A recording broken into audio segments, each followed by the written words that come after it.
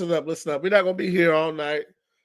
This is actually an impromptu stream, right? Why I'm not on camera. It's an impromptu thing.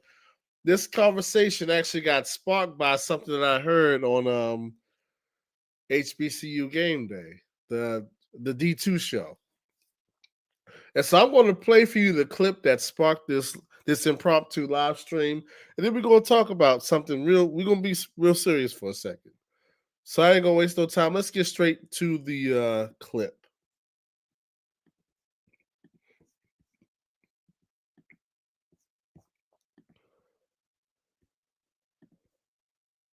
It just hadn't worked out from the quarterback carousel that's been going on the last couple seasons to the defense is just sort of continue to not perform up to expectations. I mean, we're at a point right now where we're talking about Bluefield State plays Bowie. And I don't know if Bowie's really, I don't think that they're the favorite in this game. We kind of joked around earlier with Clarence, and we told him, Elizabeth City is moving, Elizabeth City's coming. And my Fayetteville too. And right, we talked about Fayetteville. We talked about Livingstone. Yeah, we did talk about Livingstone, and now we're talking about Bluefield State, and it's at home for Bluefield. So I mean, a lot of people probably wouldn't be looking to pick them originally, but man, that's a very trendy pick, I think. They at least they got the rushing game, that can help them against Bluefield, but Bluefield's passing game is really strong. I mean, they have an identity. So, gosh, yeah, it's probably time. I mean, you got Nemo. Nemo Washington over the offensive coordinator, Bowie alum, played quarterback in the mid 2010s out there, and Sewell, out there, and all these alums, that have had coaching success too in different roles. I mean, it's cold. It's cold world, but hey, you're not producing. It's just time. All right. So that's the clip that sparked this conversation, right? And so let me be clear. Hold on. The title should have been a must-win game for Kyle Jackson, not biggest game. Listen, I agree with you on that. This is definitely a must-win game. And there's a lot of reasons why. But listen, I've said this before. I'll say it again. Full disclosure. When it comes to Bowie State football, as well as Bowie State men's basketball, there are guys employed on these staffs that I know or know of that are from where I'm from, went to school with them, and I'm talking about like middle school, high school, and or went to Bowie at the same time I was at Bowie. So I got to be transparent. So I have an affinity for lots of people on both of these staffs, right? And so just to be clear, based on that, there's certain things, there's certain places I'm just not going to go because of that, right? But with that being said, I will say this. And this was once again sparked by this clip that I just played. I'm gonna play it again in a few minutes because but here's the thing. I know it might not seem like it because it's Bluefield State, but let me tell you something. This is the biggest game of the Kyle Jackson era, right? Let me explain to you why. It's one thing for this to be your first time being a head coach and you're following behind Damon Wilson, the greatest Bowie State football coach of all time by far, and back-to-back championships and multiple playoff wins. That's one thing, right? So to go, 6-4, you beat Virginia State one year, you don't do it the next couple of years. You go to overtime against Union one year, you kind of lose badly the other 2 years. You have a walk-off field goal against Fayetteville State one year, you kind of get blown out the next year. It's like, okay.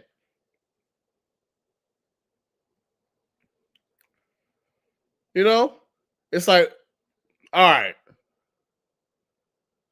We understand that there's going to be somewhat of a dip and a drop off from Damian Wilson to a first-time head coach.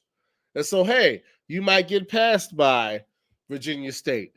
You might get passed by Virginia Union. You might slip back a little bit to the middle of the pack. Okay, that could happen. It's understandable. Right? It's understandable to slip to the middle of the pack. That is understandable, right? But there's a difference between not being able to consistently beat Virginia State and Virginia Union and Fayetteville State, which had dominated the South for about 8-9 years. There's a difference between that and losing to Livingstone 2 out of 3 years. Losing to Winston-Salem State back-to-back years. But even that, it's like, okay, you can kind of, okay. All right. But what absolutely cannot happen is you cannot find yourself in the position where you are a bottom dweller. And no disrespect, but I mean, it is what it is. You can find yourself to where you kind of slip back and you can't beat or compete with Union consistently. You can't compete with Virginia State consistently, but you're kind of right there in the middle. And some years you play higher, and some years you play a little bit lower than them. Okay, okay, we can live with that. But what we cannot live with, we absolutely cannot live with losing to Bluefield State, losing to Lincoln, losing to Elizabeth City State for homecoming. Those are things that cannot happen. That's why I say this is a must. This is the biggest game of the era because, first of all, did you ever think you would see a day where people are picking Bluefield State to beat Bowie State? Hold on. When you got insight and real intel, the view is different. Hold on. And the administration knows that. Hold on. See now, I want to know what you're talking about now.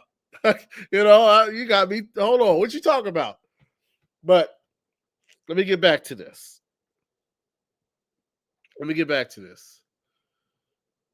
You cannot find yourself in a position where you are losing to Bluefield State.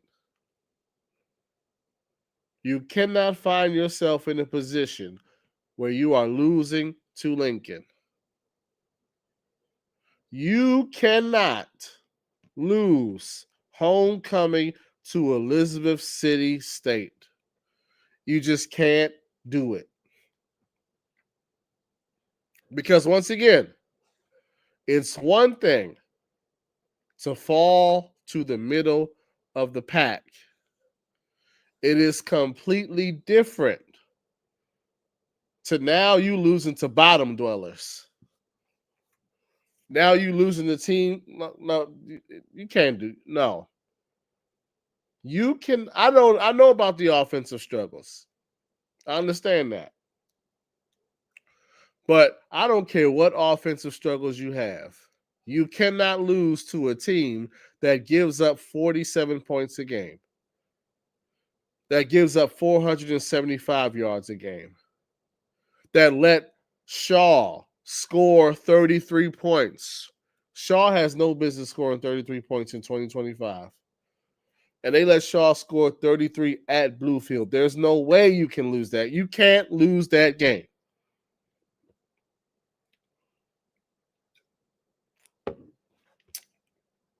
Now, I'm going to be real with y'all. I keep up with Bowie State athletics, as you know. I'm on campus a lot. Not just football season, but basketball season as well. And if I'm being 100% real with you, I have not heard. Well, let me not say that. Let me not say that. Well, I'll put it like this.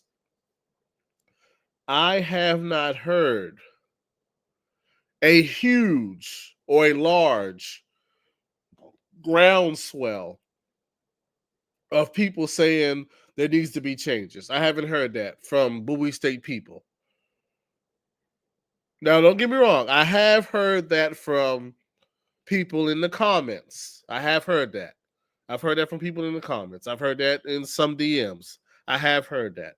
But I'm talking about just going around campus and being at games and seeing people. I haven't heard people say, you know, we gotta make some. I haven't heard that. But just being real. Also, I'm gonna be real. There's a lot of support for Coach Jackson because once again, he played at Bowie State not that long ago, about 10 years ago.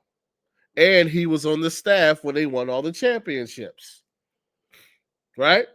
And so there's a lot of alumni who know Jackson personally. And when I say alumni that know Jackson personally, I'm talking about, how do I put this? Active alumni, known alumni who were there when he was there, just like I was, and who got love for the brother, right? So he does have a good amount of support with the alumni from our generation.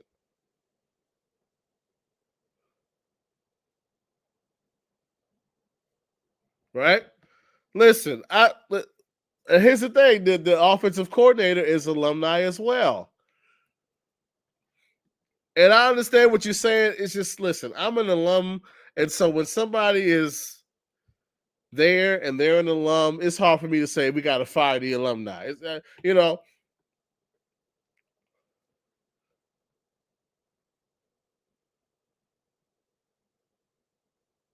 He said, I've never seen random parents talk to an offensive coordinator after every home game.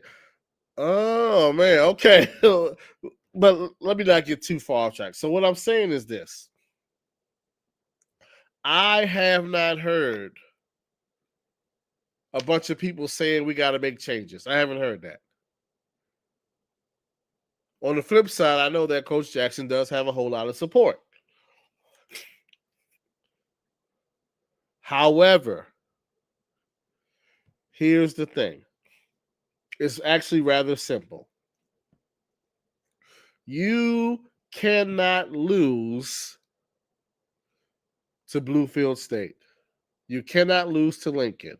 You cannot lose. And granted, Elizabeth City State is better. He is. I mean, they are. But at the same time, you cannot lose homecoming to ECSU, particularly in a year that you started off 1-5, losing 5 straight, 3 straight home games. You're right. Okay, you're right about that part. He played at Bowie State. I'll say that. Okay. And here's the facts. You cannot finish in the standings behind Shaw, behind Elizabeth City State, behind Lincoln, behind Bluefield. You cannot do that.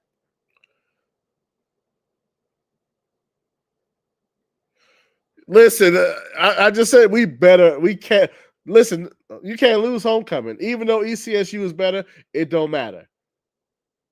The way we coming into the game, you got to win it.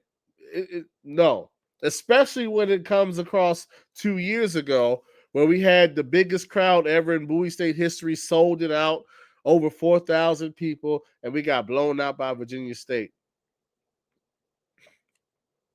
You can't. This got to be a win. Because once again, it's one thing to slip back to the middle of the pack.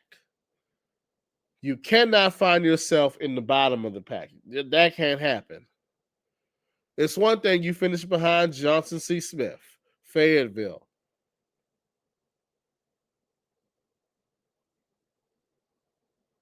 Union, Virginia State. That's already 4 right there. Winston-Salem State. That's 5. It's 11 teams, and it's 5 ahead of you. That's already a decent amount of teams right there. Then you finish behind Winston-Salem State. That's 6 teams ahead of you. Then, since they did beat us, Livingstone. That's 7 teams ahead of you out of 11. That's bad enough. You cannot fall behind anybody else. And if I'm not mistaken, and I'm going to pull it up, or if I'm not mistaken, when we finished the year last year, I think we finished behind Livingstone last year. I think so. I'm going to double check it, though. So I'm going to look at it right now. Yes, last year we went 3-4 in the conference, 4-6 overall. We finished behind, so it was Union, State, Smith, that's 3, WSSU 4, Livingstone 5, Shaw 6, Fayetteville 7. We finished in 8th place last year. Only ahead of Lincoln, Elizabeth City, and Bluefield. Listen, that cannot become a trend. I mean, yeah, we got you. Listen, and Union's gonna be a tough one, but listen, you cannot finish in 8th place again. That cannot happen. No. As a matter of fact, in case y'all don't believe me, I'm gonna go ahead and show it to you. This is the final standings from last year. And listen, man, it's even worse than I thought it was. I thought I wanted to give us something higher, but when I pulled it up, I said, no, this is worse than what I thought. Like, look at this. There's 1, 2, 3, 4, 5, 6, 7 teams ahead. Shaw finished higher than us last year. Livingstone finished higher than us last year. That can't happen. That can't listen. So just being real, if we're looking at this season, we already know Union's higher, State's higher, Johnson C. Smith is higher, WSSU is higher, Fayetteville State is going to be higher. Now, here's the thing. Matter of fact, let me pull up this year's standings. Because I got to show you, like, best case scenario. A scenario that must happen. Like, let me pull up this year's standings. All right.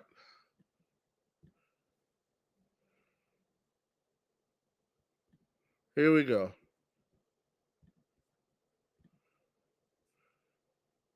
All right, so as you can see, Fayetteville is 4-0 in the conference, plus they beat us, so they're going to finish higher than us, especially because they're 4-3. They already won 4 games.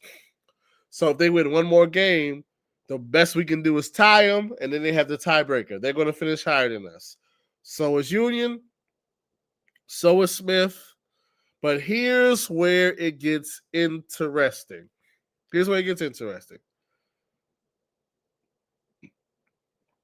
Bluefield State is 3-3.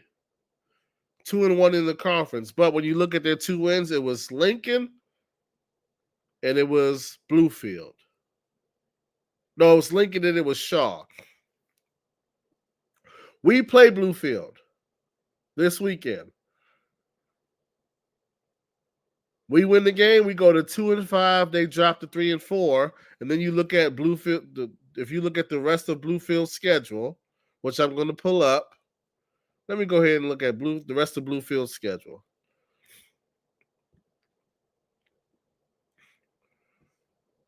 Bluefield. After us, they have Virginia State, Virginia Union, and ECSU. You would think they lose. Listen, I ain't gonna lie to you. It's a possibility that they can finish higher than us just because, listen, they already got 3 wins. Same thing with Livingstone. If you look at Livingstone's remaining schedule, they're at WSSU for their homecoming, but then they got VUL. Then they got Shaw and JCSU. Livingstone could finish higher than us for the second year in a row. Then you look at Shaw's schedule. Shaw's 2-4 overall, 2-2 in the conference. Who do they have left? Shaw has JCSU, Fayetteville State, Livingstone, and Emory and Henry. So, hey, listen. Depending on what happens with Bluefield, Livingstone, and Shaw, we could wind up finishing what? 1, 2, 3, 4, 5, 6, 7. We can finish 8th, maybe even 9th. Listen, that's unacceptable. I'm just being real. You cannot find yourself in a position where you are now regularly finishing 8th out of 11, 9th out of 11.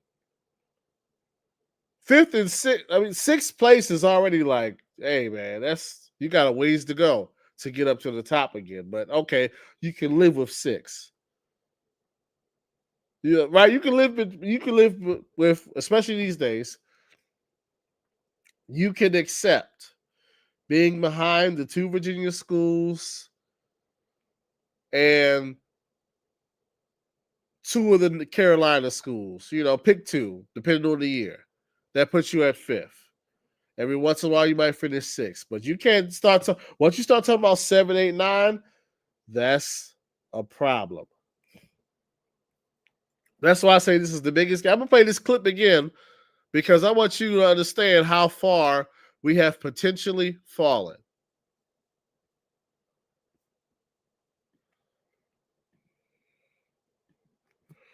Come on, man. From the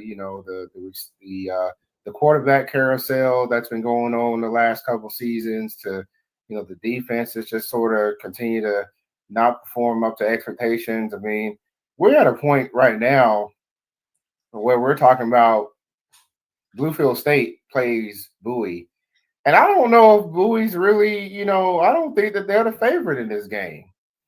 We kind of joked around earlier with Clarence, and we told him, Elizabeth City is looming. Elizabeth City is coming. And go to my Fayetteville too. And right, we talked about Fayetteville. Go to Livingstone. Yeah, we did talk about Livingstone, and now we're talking about Bluefield State, and it's at home for Bluefield. So I mean, a lot of people probably wouldn't be looking to pick them originally, but man, that's a very trendy pick, I think. They at least they got the rushing game, that can help them against Bluefield, but Bluefield's passing game is really strong. I mean, they have an identity. So, gosh, yeah, it's probably time. I mean, you got Nemo Nemo Washington over the offensive coordinator, Bowie alum, played quarterback in the mid 2010s out there, and Sewell, out there, all these alums, that have had coaching success too in different roles. I mean, it's cold. It's a cold world, but hey, you're not producing. It's just time. Oh, Cove in the Fayetteville.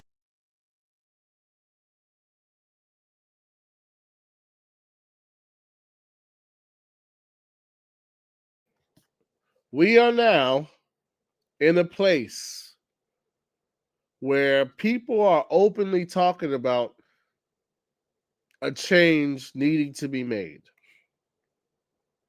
Now, once again, I'm not saying that. I'm not saying that. But it is noteworthy that you have people saying that. Once again, HBCU Game Day is one of the biggest platforms in HBCU football. That D2 show is, if we're going to keep it real, that's one of the mainstays in terms of HBCU Division II football discourse. And they are on that platform saying, hey, not only might it be time for a change, but they started naming names.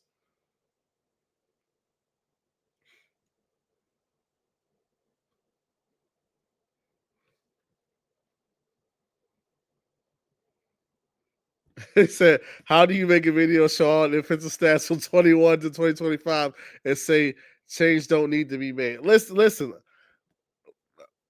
I already told you, listen, but let me say this for real.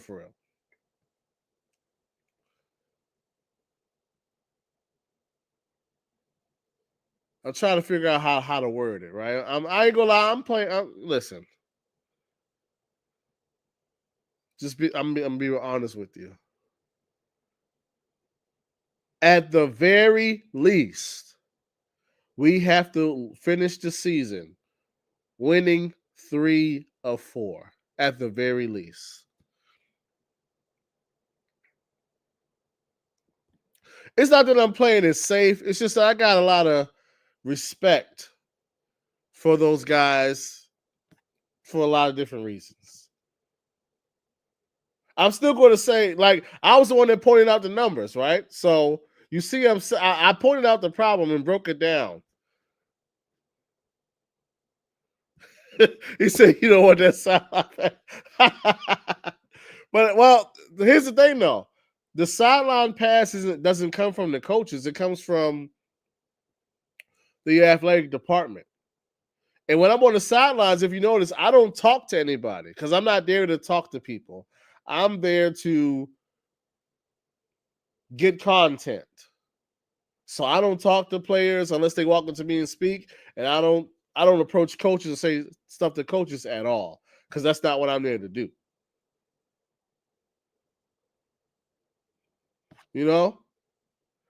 But once again, I will say this.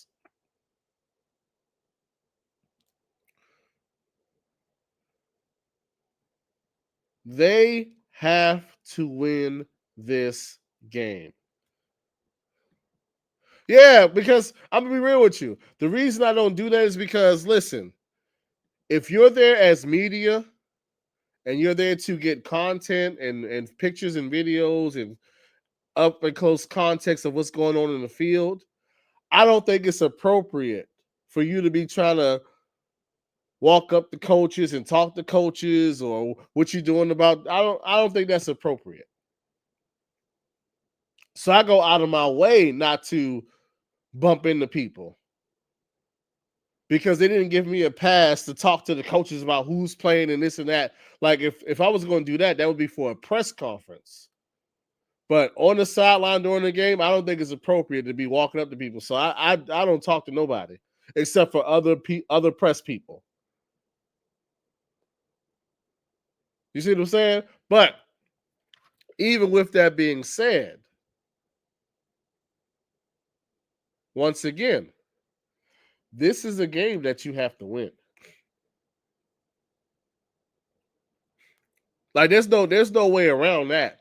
You cannot lose to Bluefield State. And as a matter of fact, I'll go a step further. Not only can you not lose to Bluefield State, but offensively, you have to look competent. You have to look competent. You have to look like you know what you're doing offensively. You have to be able to move the ball consistently, convert third downs, score in the red zone. It can't be a situation where the offense still ain't clicking or operating correctly, but you just got better athletes, so you get some big plays, and so it looks like it's efficient. No. It actually has to look efficient. It has to make sense. It has to have a flow. It has to have a rhythm. Because once again, you're playing a team that played Wingate, and Wingate had 35 points in the first quarter. Wingate could have scored 100 if they wanted to. You're playing a Bluefield team that allowed Shaw to score 33 points. The same Shaw team that played Ferrum. Ferrum is a school that just moved up to D2 this season. Ferrum held Shaw to 6 points, but Bluefield allowed Shaw to score 33. Listen, if you cannot come up with an offense that looks like it knows what it's doing against Bluefield State, at that point, we do have to ask the question, are you capable of coming up with a coherent offense?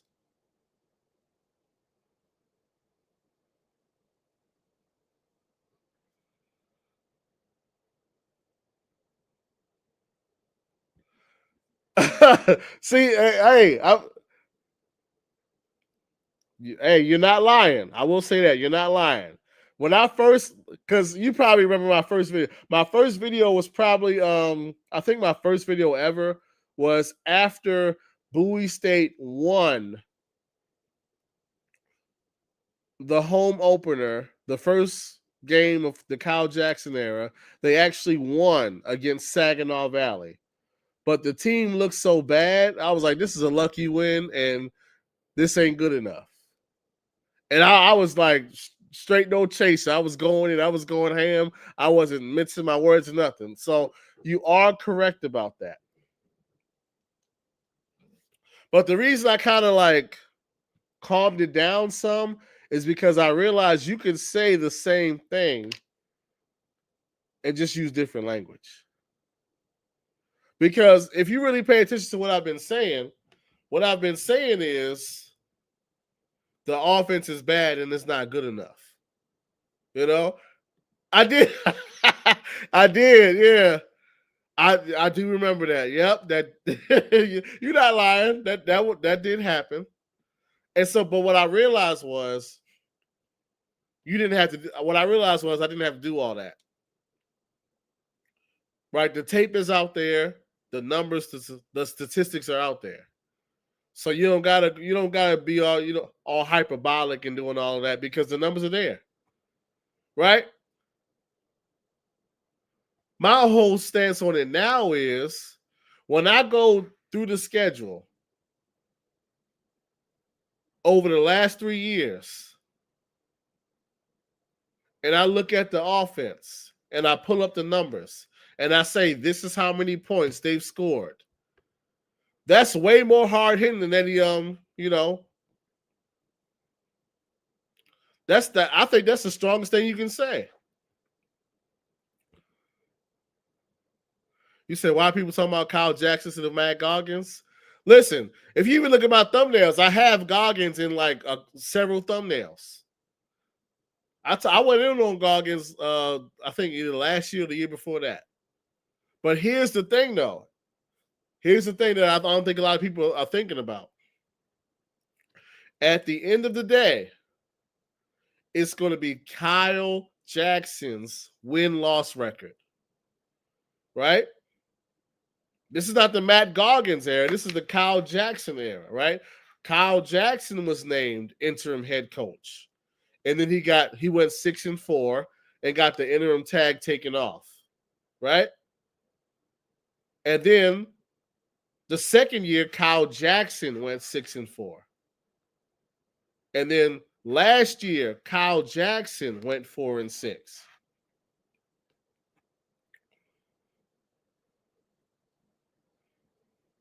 And so that's why I'm talking about Kyle Jackson, because ultimately what's going to happen is if the offense is bad and we lose games because of the offense,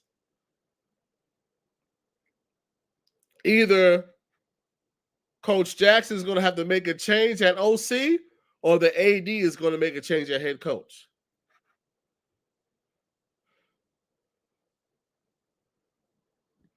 I agree with you that the offense is the problem, but at the end of the day, the head coach hires the offensive coordinator.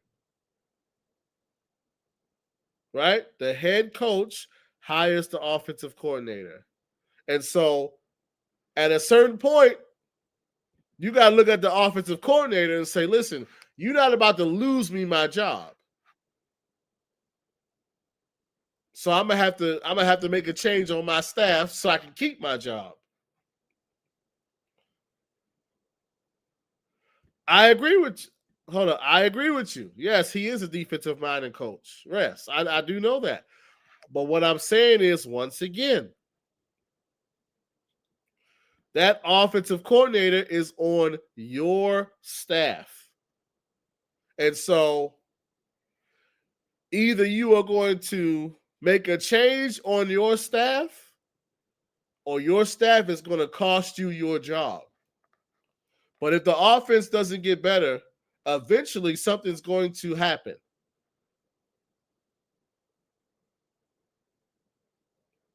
I'll be real with you. If I'm now, but here's the thing though. Once again, being the first time head coach, you probably are hesitant to just fire people. You know, I don't know if he's ever fired somebody before. And I don't know how close guys might be. And so it's like, do you really have it in you to call people in the office and say, hey, man, you're fired? You know? And so, see, I didn't know that. I did not know that. See, hold on. But see, the fact that you just said that drives home my point of why we're focusing on the head coach. Because if you're correct and that he's fired multiple people, but one person that people universally say should be fired has not been fired, who do you blame for that? That actually makes it even worse. If you're saying people get fired all the time, but the one person that's doing a bad job still got a job, then now it's like, okay, so, hey.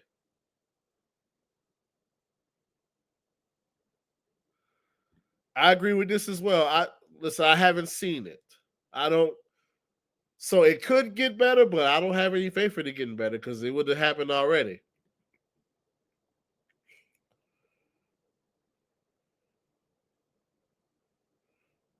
You saying he next, but it's just like, yeah, listen.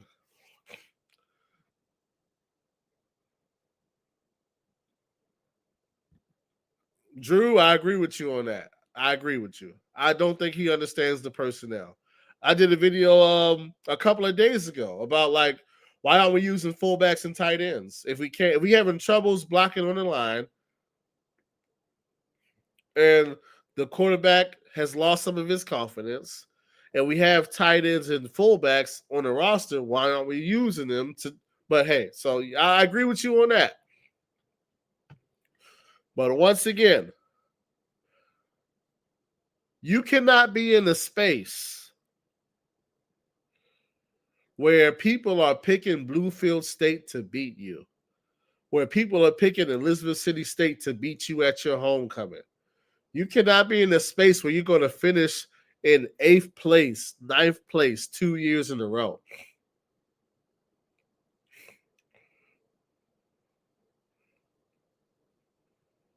Like that can't happen.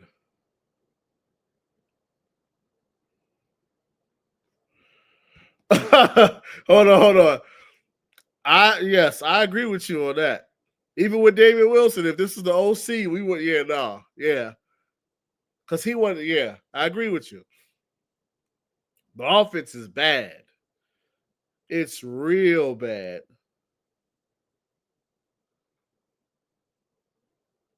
Real bad. And the crazy thing about Del State is Del State's putting up all these yards with a quarterback who's not really all that accurate. They run the ball, and everybody knows Del State's going to run the ball, and they still can't stop it. And it's just like, dang, why can't we have that? You know, man. But for real, man, you cannot finish in 8th place, in 9th place. That cannot become a trend, because eventually what will happen, it hasn't happened yet, but if you continue to lose, at some point it is going to have an impact on recruiting. Right now, if I'm being real, when it comes to recruiting, we're still getting recruiting that matches the top of the conference and that can compete in Division II. We're still recruiting very well. But eventually recruiting takes a hit when you keep losing. Eventually, and you already know Bowie fans are very sometimey anyway. A lot of Bowie State folks is too cool to come to games in the first place. That's been slowly changing over the years. But you start losing, and the fans start to go right back to how they used to be back in the day. And you cannot be in a position where you go backwards in recruiting and go backwards in fan engagement. But if you keep losing like this, that's exactly what's going to happen. That's why these last 4 games are very important. Because, listen, we saw what happened with James Franklin. James Franklin, they expected him to contend for a national championship. They lost to Oregon, then they lost 2 more games after that. They said, listen, bro, we'll give you $50 million to never come back. Like, woo! And so, when it comes to Bowie State,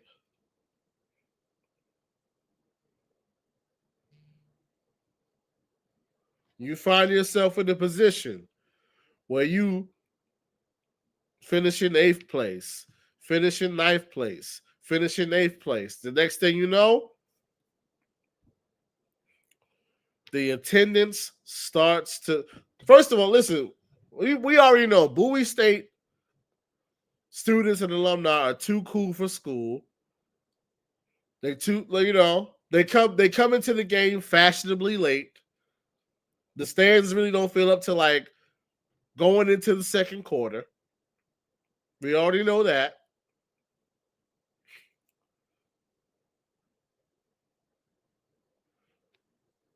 But if you start to consistently lose, it starts to go back to how it was back in the day.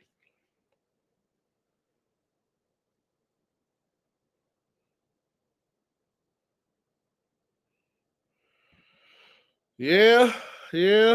You ain't lying. I'm just listen, man.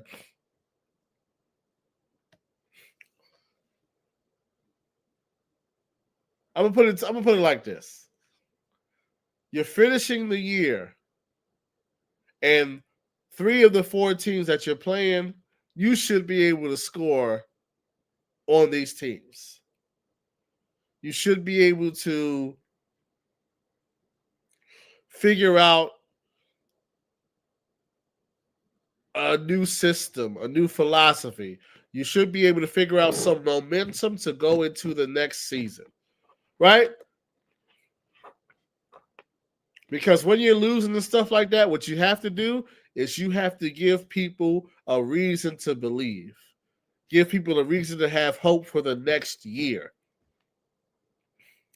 And so, in order for that to happen, it's not just winning the games, it's also looking like you know what you're doing offensively. So people can have some hope, like, okay, next year they're going to do this, that, and the third. Although that did happen in the past, because I can remember that fool's gold. I remember this. We lost all the good teams that we finished the year playing Lincoln, and we put up a whole lot of points. And what's the young man's name? The white boy. Hold on, let me think of his name. I can't remember his name right now. Justin Morris.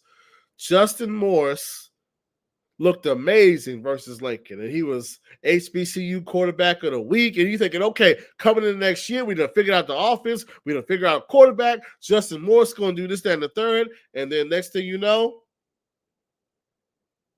it went downhill quickly that next season.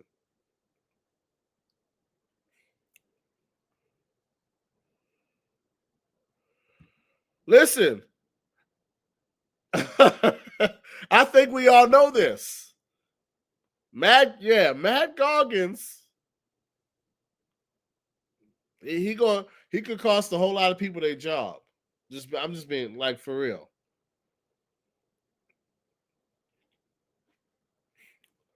But yeah, that's what happened. I remember that. We finished the year against bad teams. Jordan Morse was balling. You thinking, okay, going into next season, they're going to build off of this.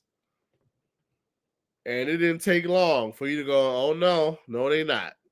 No, they're not. But then Kevin Taylor came in. He's like, okay, Kevin Taylor, they're going to build off of that. It didn't take long for him to mess that up.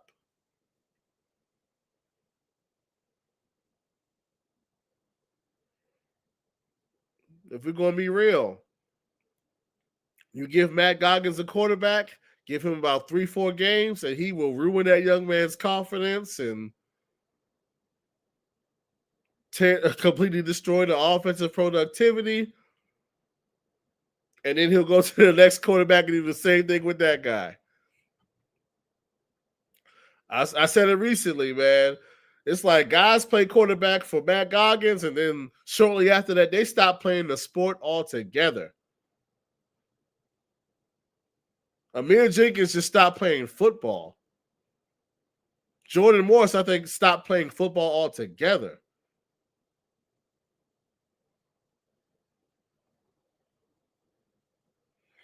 Like, that's crazy.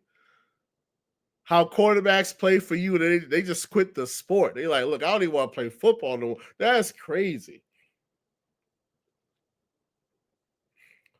But just to wrap this up, once again,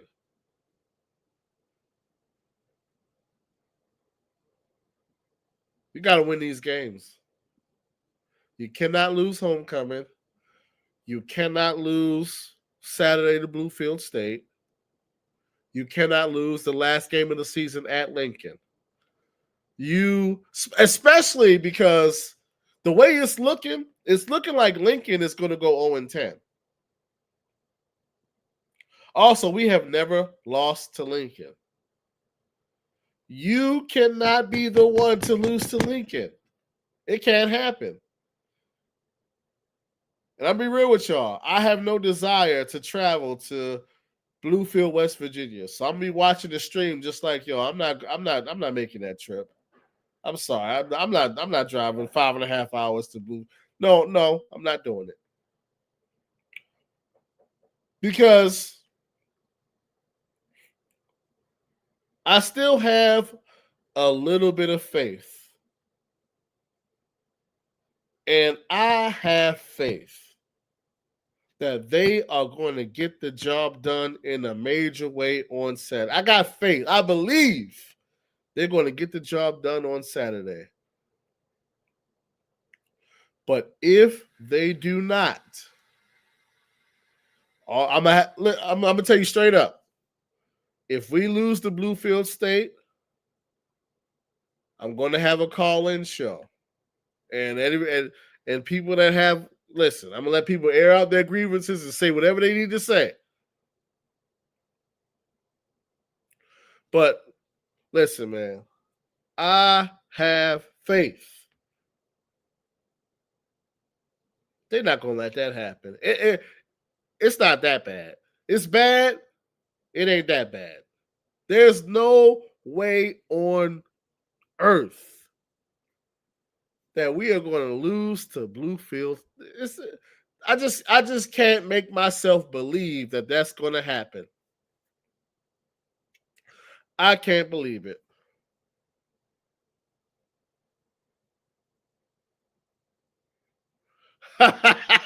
He said, "Can you change the voice?" I'm gonna have to find like a voice changer because I'm gonna have the lines open and them lines gonna be hot.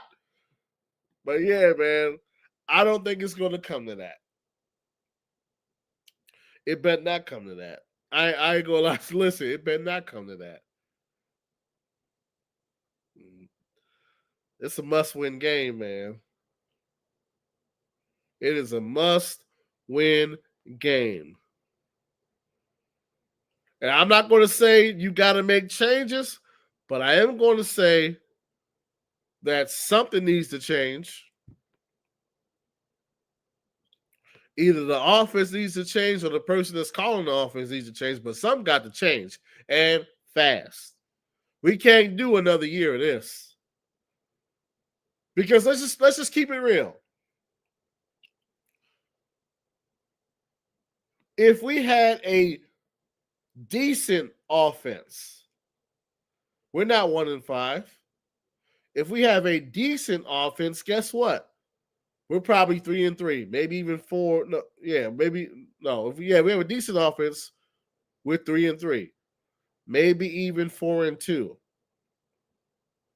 And so think about that for a second.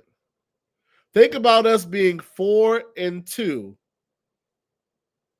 and we still got Bluefield, Lincoln, ECSU. We talking about possibly 7-8 wins if we just had a decent offense. The offense torpedoed the season.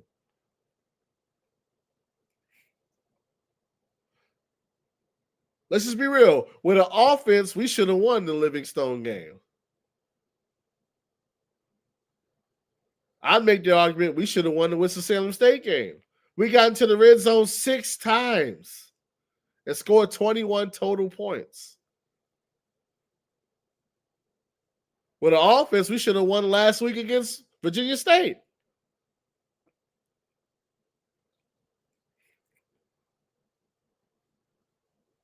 Just with an offense, we are in a completely different situation this season.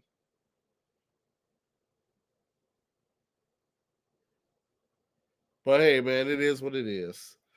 All I'll say in closing, they better win on Saturday. It's that simple. I don't care what they got to do. They better win that game on Saturday.